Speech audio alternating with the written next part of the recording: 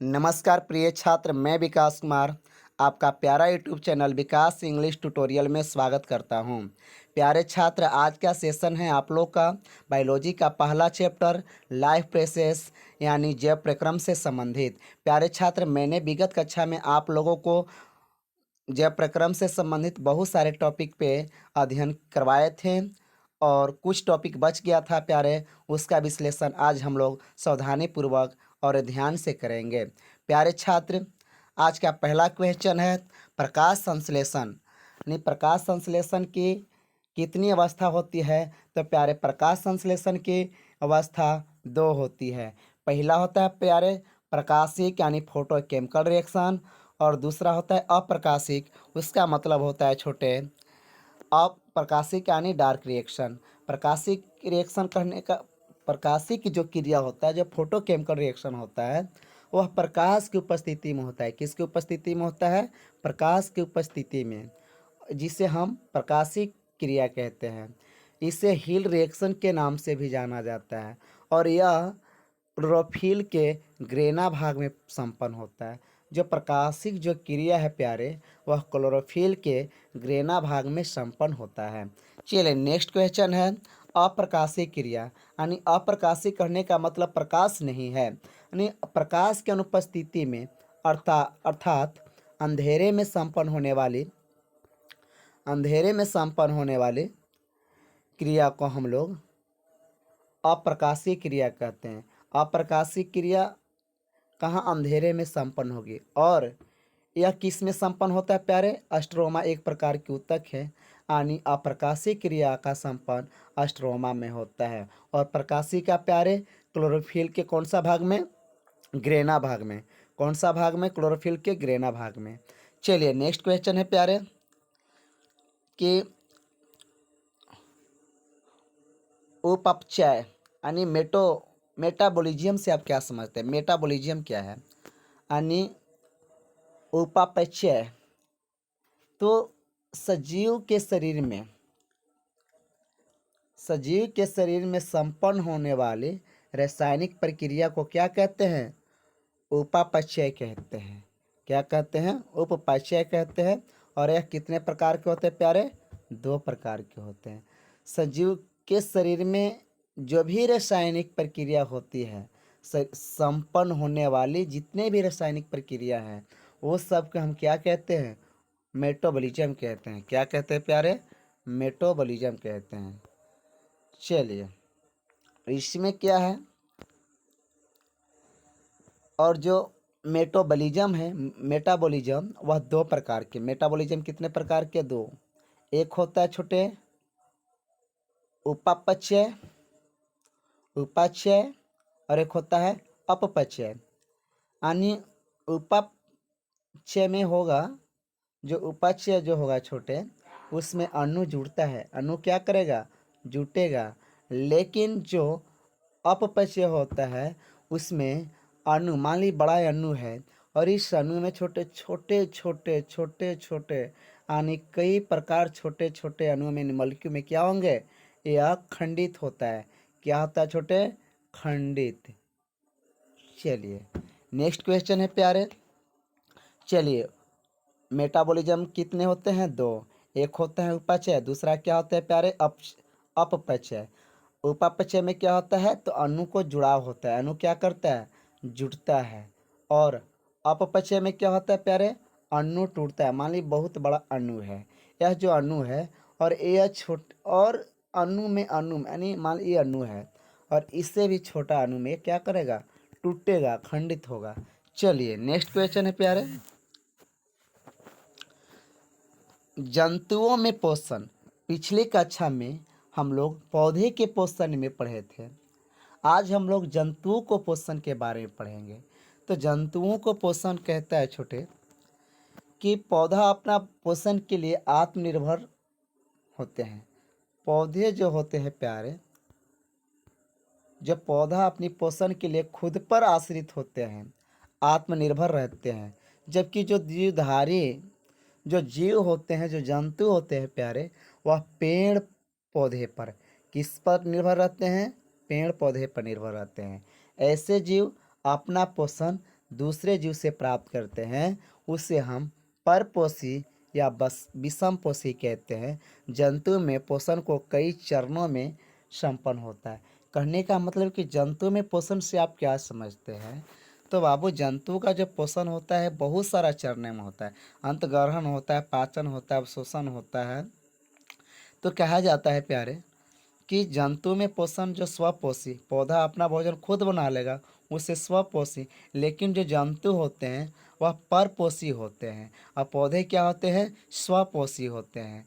और नेक्स्ट को अंत चलिए, जो जंतु में जो भोजन का पोषण का जो संपन्न है जो प्रक्रिया है बाबू, वह कई चरणों में होता है। जिसका पहला चरण है प्यारे अंतग्रहण। पहला चरण क्या है प्यारे? अंतग्रहण है। चलिए पहला क्या है छोटे? अंतग्रहण। चलिए तो इसे हम बोलते हैं इंजाइसेशंस बोलते हैं। क्या बोलते हैं? इंजाइसेशंस का मतलब यानी अंतग्रहण कि जंतु द्वारा शरीर के अंदर ग्रहण करने की क्रिया को क्या कहते हैं?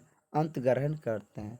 अन्य जो जंतु होता है बाबू, भोजन को अपने शरीर के अंदर ग्रहण करता है उसे हम अंतग्रहण कहते हैं।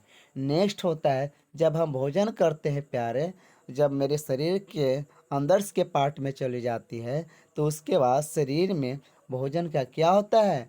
पाचन होता है। और पचने के बाद जो भी मेरे शरीर में जो भी भोजन होते हैं प्यारे, जब भोजन करते हैं तो मेरे शरीर में उसको पाचन होता है और उसमें पचे हुए कुछ भाग मेरे शरीर के लिए यूजफुल होते हैं, लाभदायक होते हैं, वह शरीर में अवशोषित हो जाता है और जो बेकार है उसे शरीर से मल द्वार के रास्ते से बाहर निकाल दिया जाता है। तो यही वहाँ पे है कि शरीर के अंदर भोजन क्या होता है? सरल अणुओं में टूट जाता है यानी विखंडित हो जाता है। उसे हम क्या कहते हैं? पाचन कहते हैं। शरीर के अंदर भोजन क्या होगा ना बाबू कि वह सरल अणु में क्या हो जाएगा? खंडित हो जाएगा। उसे हम पाचन कहते हैं। और पाचन होने के बाद छोटे नेक्स्ट क्वेश्चन है कि अवशोषण क्या है? तो अवशोषण छोटे पाचन क्रिया के फलस्वरूप भोजन को सरल अणु आंत के दीवार द्वारा अवशोषित होकर रुधिर में मिल जाती है, जिसे अवशोषण कहा जाता है। ऑलरेडी मैंने अभी आप लोगों को बताया कि जब हम लोग जो कोई भी भोज्य पदार्थ खाते हैं मेरे शरीर के अंदर उसे पाचन हो जाती है और पाचन होने के बाद जो यूजफुल होता है, जो लाभदायक जो होते हैं उससे अवशोषित कर लिया जाता है। तो उसे अवशोषित वो बाबू और आंत के जो दीवार होता है, आंत के दीवार से अवशोषित होकर कहाँ मिल जाती है? मेरा रुधिर में मिल जाता है यानी रक्त मिल जाता है, जिसे हम क्या कहते हैं प्यारे? अवशोषण कहते हैं। नेक्स्ट है प्यारे स्वांगीकरण। तो स्वांगीकरण का मतलब क्या होता है कि भोजन के जिस चरण में ऊर्जा का उत्पादन होता है, भोजन का जिस चरण में बाबू ऊर्जा उत्पादन होगा या जीव द्रव्य का निर्माण होता है उसे हम स्वांगीकरण कहते हैं। यानी पोषण के जिस चरण में ऊर्जा का उत्पादन हो या जीव द्रव्य का निर्माण होता है उसे क्या कहेंगे बाबू? स्वांगीकरण कहते हैं। चलिए नेक्स्ट क्वेश्चन है बहिष्करण। तो बहिष्करण करने का मतलब भोज्य पदार्थ को मल के रूप में शरीर से बाहर निकालना ही बहिष्करण कहलाता है।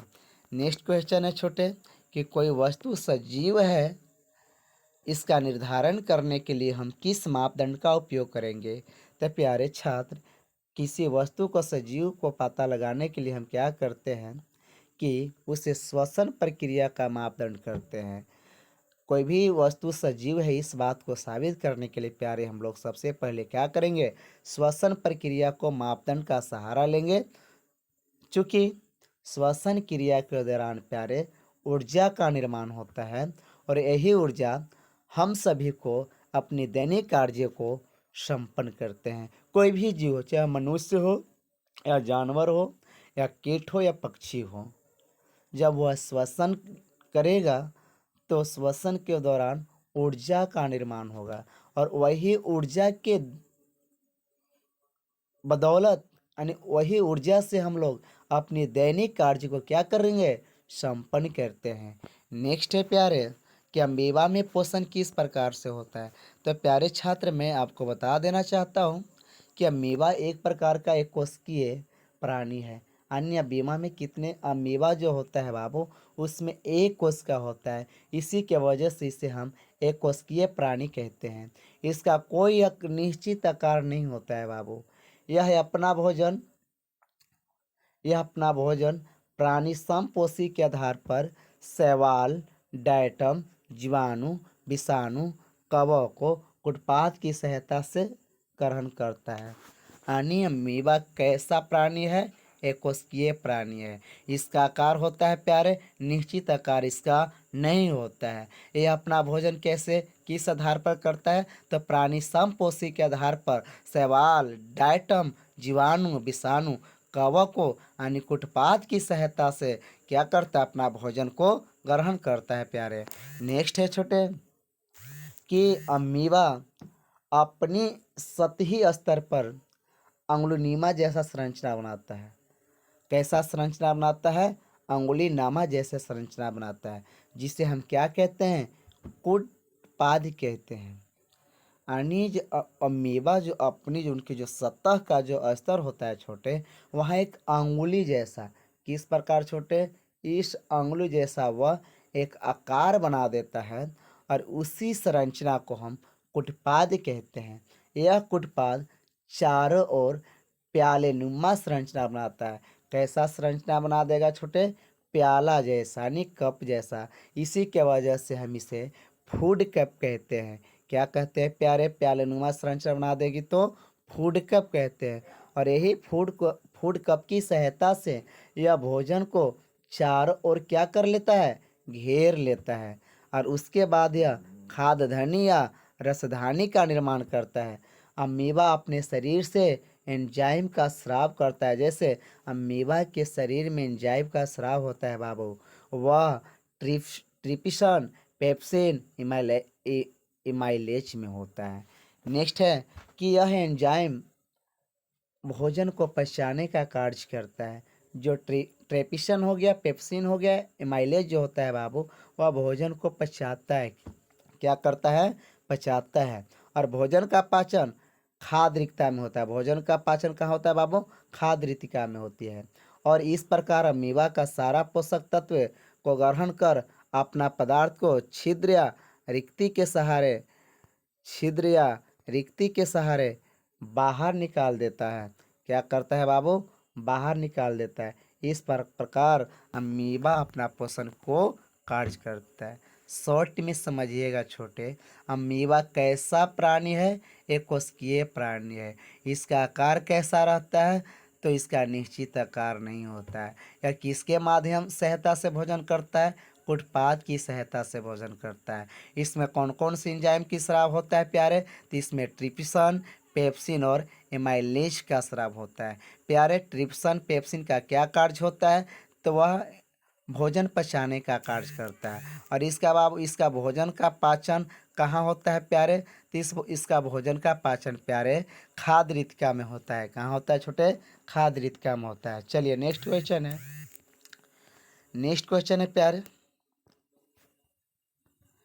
श्वसन के लिए ऑक्सीजन प्राप्त करने की दिशा में जलीय की अपेक्षा स्थलीय जीव किस प्रकार लाभ की स्थिति में है? कहने का मतलब जो श्वसन होता है वह जलीय जीव से ज़्यादा स्थलीय जीव करते हैं और ज़्यादा करता है। किस तरह? कहने का मतलब आपको कि जलीय जीव जल में घुला हुआ ऑक्सीजन का उपयोग करते हैं। जितने भी जल में जीव है वह जो जल में जो ऑक्सीजन घुला हुआ रहता है उसी का उपयोग करता है। वायु में उपस्थिति ऑक्सीजन जो वायु जो हवाएं होती है बाबू, हवा में ऑक्सीजन की मात्रा बहुत होता है। कितना होता है प्यारे? एग्जैक्ट कहे तो 20.99% होता है। जबकि जल में घुला हुआ ऑक्सीजन की मात्रा कम होता है बाबू। और स्थलीय जीव को अपना दैनिक कार्य करने के लिए ऊर्जा की ज़रूरत होती है। अभी मैंने आप लोग को बताया कि जब हम श्वास लेते हैं तो श्वास लेने के दौरान मेरे शरीर में ऊर्जा बनती है और उसी ऊर्जा के सहायता हम लोग अपनी दैनिक कार्य को करते हैं। तो कहे जाते हैं बाबू कि श्वसन अंग विशेष रूप से पाए जाते हैं किसमें, स्थलीय जीव में। और जलीय जीव में इसी प्रकार कह सकते हैं कि स्थलीय जीव अधिक लाभ की स्थिति में होता है। शॉर्ट में समझिएगा, जल में रहने वाले जितने भी जलीय जीव हैं सब घुला हुआ ऑक्सीजन का उपयोग करते हैं, और जल में ऑक्सीजन की मात्रा कम होता है लेकिन हवा में ऑक्सीजन की मात्रा ज़्यादा होता है। तो इसके वजह से जितने भी स्थलीय जीव हैं वह ऑक्सीजन की मात्रा का प्रयोग अधिक मात्रा में कर लेते हैं। चलिए नेक्स्ट है प्यारे, मानव पाचन तंत्र। क्या है प्यारे, मानव पाचन तंत्र। यानी मानव पाचन यानी मनुष्य की जो पाचन तंत्र है, सिस्टम, ह्यूमन डाइजेटिव सिस्टम, डाइजेटिव जो सिस्टम है बाबू, बोलते हैं ना डाइजेशन, तो जो डाइजेटिव जो सिस्टम है, तो सबसे पहले आहार नालिक होता है। तो आहार नाल एक लंबी सी एक कुंडली जैसा एक रचना होती है जिसका लंबाई बाबू 8 से 10 मीटर। आहार नाल कैसा होता है बाबू, एक लंबी कुंडली जैसी होती है जिसका लंबाई कितना होता है, 8 से 10 मीटर।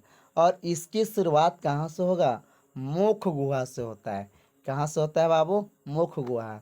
और इस कहाँ तक फैला हुआ रहता है, गुदा यानी मल द्वार तक फैला हुआ रहता है।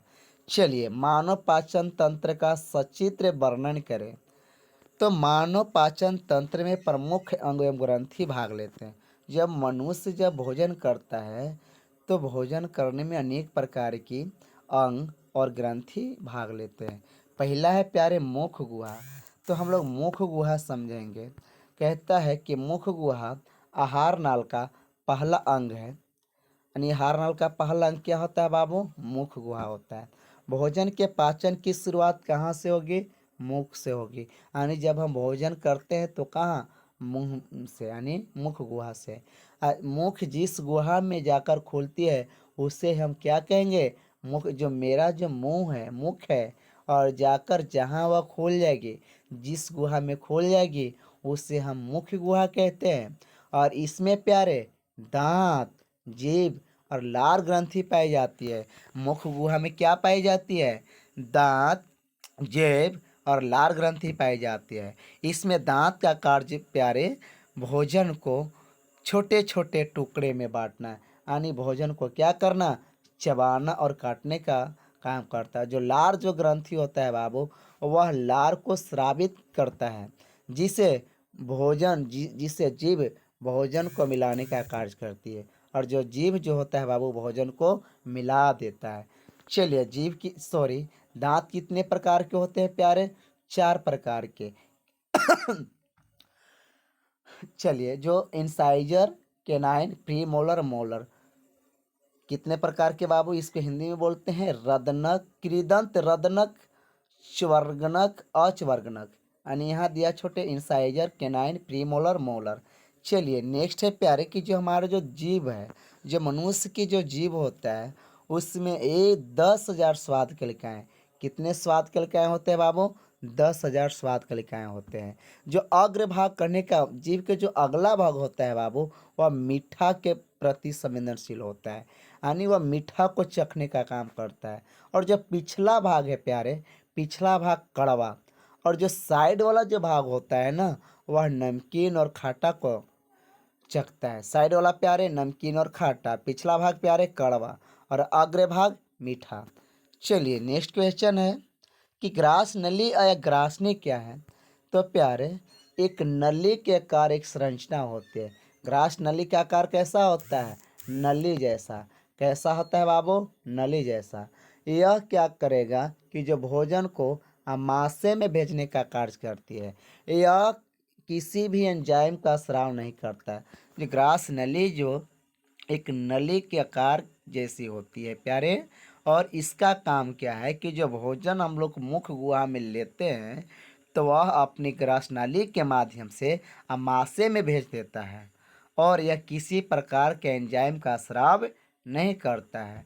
जैसे लार ग्रंथि, निगल द्वार, आहार नाल, छोटे कंठ द्वार, श्वसन। यानी कंठ जब खोलते हैं तो हम लोग सांस लेते हैं। आहार नाल जब कोई निगलते हैं, एक होता है छोटे एपिग्लोटिक्स, एक होता है ट्रैकिया।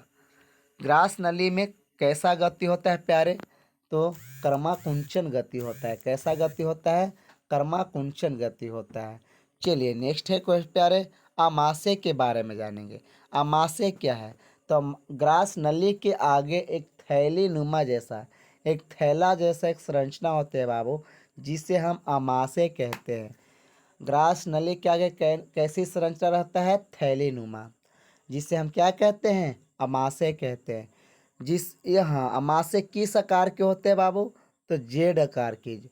अंग्रेजी यानी अल्फ़ाबेट को एक लेटर होता है, अल्फ़ाबेट में लेटर होते हैं ना जे, उसी आकार का बाबू अमाशय होता है। और अमाशय कितने भाग में बटे होते हैं? 3 भाग में। कितने भाग में? 3। जिसे हम अग्र भाग, मध्य भाग, पक्ष भाग। अग्र भाग को प्यारे कार्डियक बोलते हैं, मध्य भाग को फुंदिक बोलते हैं, और पक्ष भाग को हम लोग पायरोलिक बोलते हैं। एक बार, अमाशय का आकार कैसा होता है? थैलीनुमा जैसा।